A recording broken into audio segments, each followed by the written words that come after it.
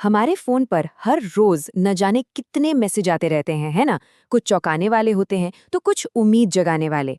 लेकिन सवाल ये है कि क्या हर मैसेज सच होता है। चलिए आज देखते हैं कि उस एक छोटे से फॉरवर्ड बटन के पीछे कितनी बड़ी ताकत और कितना बड़ा खतरा छिपा हो सकता है। सोचिए, दिन की शुरुआत होती है एक ऐसे ही मैसेज से, कल शहर बंद है। बस ये पढ़ते ही एक पल के लिए तो घबराहट हो जाती है, सारे के सारे प्लान बदलने लगते हैं। और फिर कुछ ऐसे मैसेज आते हैं जो हमारी उम्मीदों और डर से खेलते हैं। इस दवा से कैंसर ठीक हो जाएगा। एक सेकंड के लिए दिल में आता है, काश काश ये सच हो, और इसे फौरन आगे बढ़ाने का मन करने लगता है। और फिर आते हैं वो मैसेज जो देखने में बिल्कुल ऑफिशियल लगते हैं, गृह मंत्रालय का नया आदेश। इसे पढ़कर तो कोई भी टेंशन में आ जाएगा, और बस इसी टेंशन में लोग बिना सोचे समझे इसे फॉरवर्ड कर देते हैं। और पता है, असली प्रॉब्लम यहीं से शुरू होती है। अच्छा, ये समस्या कितनी बड़ी हो सकती है, इसे समझने के लिए चलिए एक कहानी सुनते हैं। ये कहानी विक्की की है और ये हमें दिखाती है कि कैसे सबसे पहले खबर देने की होड़ एक बहुत बड़ी गलती में बदल सकती है। तो ये है विक्की, 24 साल का, हम में से किसी की तरह एक आम नौजवान।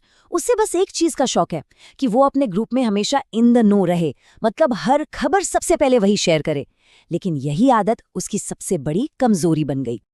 और फिर एक दिन वही हुआ जिसका डर था। विक्की के पास एक वीडियो आया। वीडियो का कंटेंट काफी परेशान करने वाला था और उसके साथ एक इमोशनल अपील जुड़ी थी, इसे अभी शेयर करें। अब विक्की को तो सबसे पहले खबर फैलानी थी। उसने एक पल भी नहीं सोचा, एक सेकंड भी नहीं रुका, बस एक क्लिक और वो मैसेज सैकड़ों लोगों तक पहुंच गया। उसने एक ऐसी चेन रिएक्शन शुरू कर दी थी जिसका उसे खुद कोई अंदाजा नहीं था। तो विक्की के उस एक क्लिक का असल दुनिया में क्या हुआ, चलिए देखते हैं कि जब एक फॉरवर्ड सिर्फ एक मैसेज नहीं रहता बल्कि एक बड़ी मुसीबत बन जाता है तो क्या होता है। नतीजा बहुत बुरा हुआ।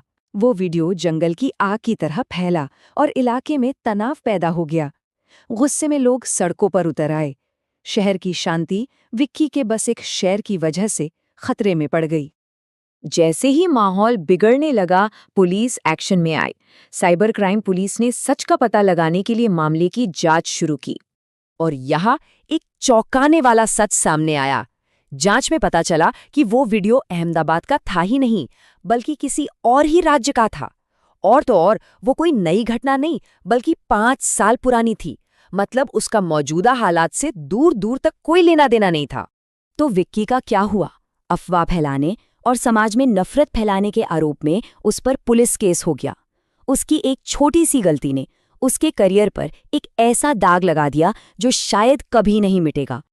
देखिए, विक्की की कहानी सिर्फ उसकी कहानी नहीं है, ये हम सब के लिए एक चेतावनी है। ये हमें हमारी ऑनलाइन जिम्मेदारी की याद दिलाती है, जिसे हम डिजिटल धर्म कह सकते हैं। तो ये डिजिटल धर्म आखिर है क्या? बहुत सीधी सी बात है। ये हमारा नैतिक कर्तव्य है कि कुछ भी शेयर करने से पहले उसकी सच्चाई को परखें।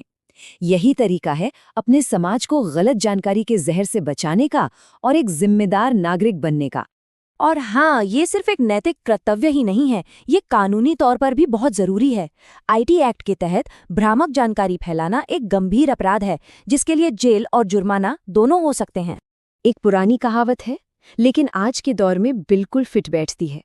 अफवाह रॉकेट की रफ्तार से उड़ती है, लेकिन सच को पहुंचने में देर लगती है। और जब तक सच सामने आता है ना, तब तक तो अफवाह अपना सारा नुकसान कर चुकी होती है। तो सवाल ये है कि हम इस चेन को तोड़ें कैसे? हम एक फॉरवर्डर की जगह एक ब्रेक कैसे बन सकते हैं? इसके लिए यहाँ कुछ बहुत ही आसान से कदम हैं। ये 1 मिनट की चेकलिस्ट है, बस 1 मिनट लगेगा। पहला, सोर्स चेक करो, क्या ये भरोसेमंद है? दूसरा, तारीख देखो, कहीं ये पुरानी खबर तो नहीं?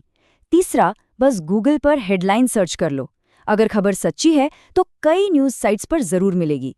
और चौथा, अपनी कॉमन सेंस का इस्तेमाल करो, क्या ये सच होने के लिए कुछ ज्यादा ही नाटकीय नहीं लग रहा? तो हम सबके लिए सवाल यही है, क्या हम सिर्फ जानकारी फॉरवर्ड करने के बजाय उसकी पुष्टि करने वाले स्मार्ट नागरिक बन सकते हैं? अगली बार जब उंगली फॉरवर्ड बटन पे जाए ना, तो बस एक पल के लिए रुकना और विक्की की कहानी याद करना। आपकी 1 मिनट की सावधानी किसी बहुत बड़े नुकसान को रोक सकती है। एक कदम विकसित भारत की ओर।